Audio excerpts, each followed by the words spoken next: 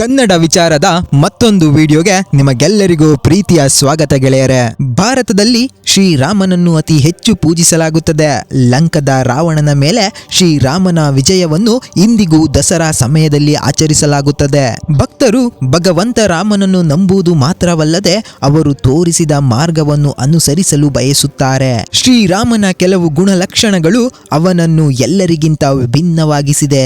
ಅವರ ಜೀವನವು ಯಶಸ್ವಿ ಜೀವನಕ್ಕೆ ಪ್ರೇರೇಪಿಸುತ್ತದೆ. ಭಗವಂತ ಶ್ರೀರಾಮನ ಜೀವನದ ಮುಖ್ಯ 5 ತತ್ವಗಳನ್ನು ನೀವು ತಿಳಿದರೆ ಹಾಗೂ ಇವುಗಳನ್ನು ನೀವು ಜೀವನದಲ್ಲಿ ಅಳವಡಿಸಿಕೊಂಡರೆ ದೊಡ್ಡ ಬದಲಾವಣೆಯನ್ನು ಕಾಣುವಿರಿ. ಆ ತತ್ವಗಳು ಯಾವುವು ಎಂದು ಈಗ ತಿಳಿದುಕೊಳ್ಳೋಣ. ನೀವಿನ್ನು ನನ್ನ ಚಾನಲ್ಗೆ ಸಬ್ಸ್ಕ್ರೈಬ್ ಆಗಿಲ್ಲ ಅಂದರೆ ಈಗಲೇ ಸಬ್ಸ್ಕ್ರೈಬ್ ಅನ್ನ ಮಾಡ್ಕೊಳ್ಳಿ. ಮೊದಲನೆಯದು ಸಹನೆ ಮತ್ತು ತಾಳ್ಮೆ. ಸಹನೆ ಮತ್ತು ತಾಳ್ಮೆಗೆ ಶ್ರೀರಾಮನ ಜೀವನವು ಉತ್ತಮ ಉದಾಹರಣೆಯಾಗಿದೆ. ತಾಯಿ ಕೈಕೆಯ ಆದೇಶವನ್ನು ಅನುಸರಿಸಿ 14 ವರ್ಷಗಳ ಕಾಲ ವನವಾಸವನ್ನು ಕಳೆದರು. ಈ ಸಮಯದಲ್ಲಿ ಅವರು ಅಂತಹ ಅನೇಕ ಉದಾಹರಣೆಗಳನ್ನು ಪ್ರಸ್ತುತಪಡಿಸಿದರು. ಅದು ಅವರು ಎಷ್ಟು ಸಹನೆ ಮತ್ತು ತಾಳ್ಮೆ ಹೊಂದಿದ್ದರು ಎಂಬುದನ್ನು ತೋರಿಸುತ್ತದೆ. ಸೀತಾ ಮಾತೆಯನ್ನು ಅಪಹರಿಸಿದ ನಂತರವೂ ಸಹ ಅವರು ತಾಳ್ಮೆಯಿಂದ ಇದ್ದರು ಮತ್ತು ಚಿಂತನಶೀಲರಾಗಿ ಮುಂದುವರೆದರು. ಸುಗ್ರೀವನ ಸಹಾಯದಿಂದ ರಾವಣನನ್ನು ಗೆದ್ದರು. ಪ್ರಭು ಶ್ರೀರಾಮರ 2ನೆಯ ತತ್ವ ಮಾತಿಗೆ ಬದ್ಧರಾಗಿರುವುದು. ಪ್ರಾರ್ಥನೆ ಹೋಗಬಹುದು, ಆದರೆ ಪದಗಳು ಹೋಗಬಾರದು ಎಂಬ ಮಾತಿದೆ. ಈ ಮಾತನ್ನು ಭಗವಂತ ಶ್ರೀರಾಮನು ಚೆನ್ನಾಗಿ ಪೂರೈಸಿದ್ದಾರೆ. ರಾಜಕೀಯದ ಬಗ್ಗೆಯೂ ಚಿಂತಿಸಲಿಲ್ಲ. ಆದ್ದರಿಂದ ಮಾತಿಗೆ ಹೆಚ್ಚಿನ ಬೆಲೆ ಇದೆ ಎಂಬುದನ್ನು ಇಂದಿನ ಜನರು ಅರ್ಥ ಮಾಡಿಕೊಳ್ಳಬೇಕು.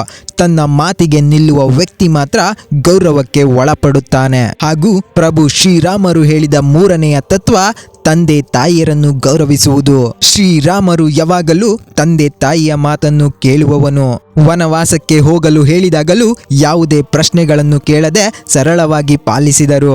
ಮನವೊಲಿಸಲು ಭರತ ಕಾಡಿಗೆ ಬಂದರೂ ಶ್ರೀರಾಮಚಂದ್ರ ಹಿಂತಿರುಗಲಿಲ್ಲ. ಮಗನಾಗಿ ತನ್ನ ಕರ್ತವ್ಯವನ್ನು ಚೆನ್ನಾಗಿ ನಿರ್ವಹಿಸಿದರು. 4ನೆಯ ತತ್ವ ಸ್ನೇಹ ಕಾಪಾಡಿಕೊಳ್ಳುವ ಸಾಮರ್ಥ್ಯ. ಶ್ರೀರಾಮರು ತನ್ನ ಜೀವನದಲ್ಲಿ ಎಲ್ಲ ವರ್ಗ ಮತ್ತು ವಯಸ್ಸಿನ ಜನರೊಂದಿಗೆ ಸ್ನೇಹ ಬೆಳೆಸಿದರು. ಸುಗ್ರೀವನೊಡನೆ ಸ್ನೇಹವನ್ನು ಉಳಿಸಿಕೊಂಡು ಬಾಲಿಯನ್ನು ಕೊಂದರು. ವಿಭೀಷಣನೊಂದಿಗೆ ಸ್ನೇಹವನ್ನು ಉಳಿಸಿಕೊಂಡು ಶ್ರೀರಾಮನು ಲಂಕದ ಸಿಂಹಾಸನವನ್ನು ಅವನಿಗೆ ಬಿಟ್ಟುಕೊಟ್ಟನು. ಒಬ್ಬ ವ್ಯಕ್ತಿಯು ತನ್ನ ನಿಜವಾದ ಸ್ನೇಹಿತರನ್ನು ಎಂದಿಗೂ ಬಿಡಬಾರದು ಎಂದು ಈ ತತ್ವ ನಮಗೆ ಕಲಿಸುತ್ತದೆ. ಹಾಗೂ 5ನೆಯ ತತ್ವ ನಾಯಕತ್ವದ ಸಾಮರ್ಥ್ಯ. ಭಗವಾನ್ ಶ್ರೀರಾಮನು ವನವಾಸದಲ್ಲಿದ್ದರೂ ರಾವಣನಂತಹ ಮಹಾನ್ ಮತ್ತು ಜ್ಞಾನವುಳ್ಳ ರಾಜನನ್ನು ತನ್ನ ದಕ್ಷ ನಿರ್ವಹಣೆಯಿಂದಾಗಿ ಸೋಲಿಸಿದರು. ಲಂಕೆಯ ದಾರಿಯಲ್ಲಿ ಸಮುದ್ರ ಅಡ್ಡ ಬಂದರೂ ಬಿಡದೆ ಸುಗ್ರೀವನ ವಾನರ ಸೇನೆಯ ಸಹಾಯದಿಂದ ಕಲ್ಲಿನ ಸೇತುವೆಯನ್ನು ನಿರ್ಮಿಸಿ ಸಮುದ್ರವನ್ನು ದಾಟಿ ರಾವಣನನ್ನು ಎದುರಿಸಿದರು. ನೀವು ಏನನ್ನಾದರೂ ಮಾಡಲು ನಿರ್ಧರಿಸಿದ್ದರೆ ಮತ್ತು ನಾಯಕತ್ವದ ಸಾಮರ್ಥ್ಯವನ್ನು ಹೊಂದಿದ್ದರೆ ದೊಡ್ಡ ಯುದ್ಧಗಳನ್ನು ಸಹ ಗೆಲ್ಲಬಹುದು ಎಂದು ಈ ತತ್ವ ತೋರಿಸಿಕೊಡುತ್ತದೆ. ಶ್ರೀರಾಮರು ಪಾಲಿಸಿದ ಈ ತತ್ವಗಳನ್ನು ನಮ್ಮ ಜೀವನದಲ್ಲಿ ಅಳವಡಿಸಿಕೊಳ್ಳೋಣ. ಜೀವನದಲ್ಲಿ ಯಶಸ್ಸನ್ನ ಸಾಧಿಸೋಣ. ಸ್ನೇಹಿತರೆ, ವಿಡಿಯೋ ಇಷ್ಟವಾದರೆ ಒಂದು ಲೈಕ್ ಅನ್ನ ಕೊಡಿ. ನಿಮ್ಮ ಒಂದು ಲೈಕ್ ನಿಂದಾಗಿ ನಮಗೆ ಇಂತಹ ಹಲವಾರು ವಿಡಿಯೋಗಳನ್ನು ಮಾಡುವುದಕ್ಕೆ ಮೋಟಿವೇಶನ್ ದೊರೆತಂತಾಗುತ್ತದೆ.